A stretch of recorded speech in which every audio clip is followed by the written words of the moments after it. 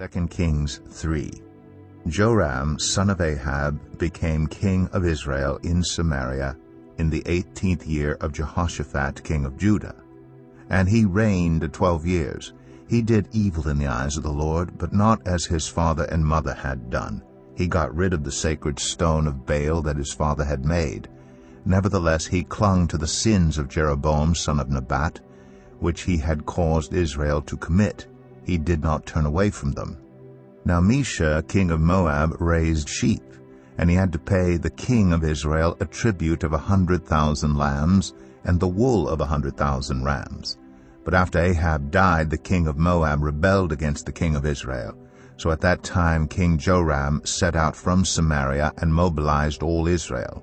He also sent this message to Jehoshaphat, king of Judah: "The king of Moab has rebelled against me. Will you go with me to fight against Moab?" "I will go with you," he replied.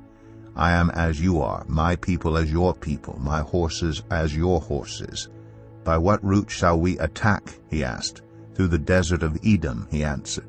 So the king of Israel set out with the king of Judah and the king of Edom. After a roundabout march of 7 days, the army had no more water for themselves or for the animals with them. "What?" exclaimed the king of Israel. "Has the Lord called us 3 kings together only to deliver us into the hands of Moab?" But Jehoshaphat asked, "Is there no prophet of the Lord here through whom we may inquire of the Lord?" An officer of the king of Israel answered, "Elisha, son of Shaphat, is here. He used to pour water on the hands of Elijah." Jehoshaphat said, "The word of the Lord is with him." So the king of Israel and Jehoshaphat and the king of Edom went down to him.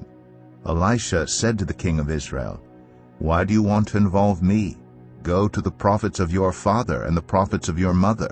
"No," the king of Israel answered, "because it was the Lord who called us 3 kings together to deliver us into the hands of Moab."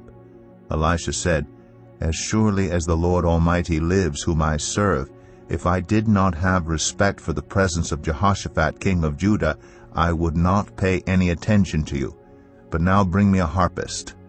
While the harpist was playing, the hand of the Lord came on Elisha, and he said, "This is what the Lord says: I will fill this valley with pools of water. For this is what the Lord says: You will see neither wind nor rain, yet this valley will be filled with water, and you, your cattle, and your other animals will drink. This is an easy thing in the eyes of the Lord. He will also deliver Moab into your hands. You will overthrow every fortified city and every major town. You will cut down every good tree, stop up all the springs, and ruin every good field with stones."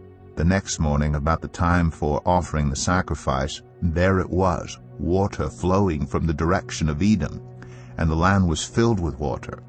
Now all the Moabites had heard that the kings had come to fight against them, so every man, young and old, who could bear arms was called up and stationed on the border. When they got up early in the morning, the sun was shining on the water. To the Moabites across the way, the water looked red, like blood. "That's blood," they said. "Those kings must have fought and slaughtered each other. Now to the plunder, Moab." But when the Moabites came to the camp of Israel, the Israelites rose up and fought them until they fled, and the Israelites invaded the land and slaughtered the Moabites. They destroyed the towns, and each man threw a stone on every good field until it was covered. They stopped up all the springs and cut down every good tree. Only Kir-Hareseth was left with its stones in place, but men armed with slings surrounded it and attacked it.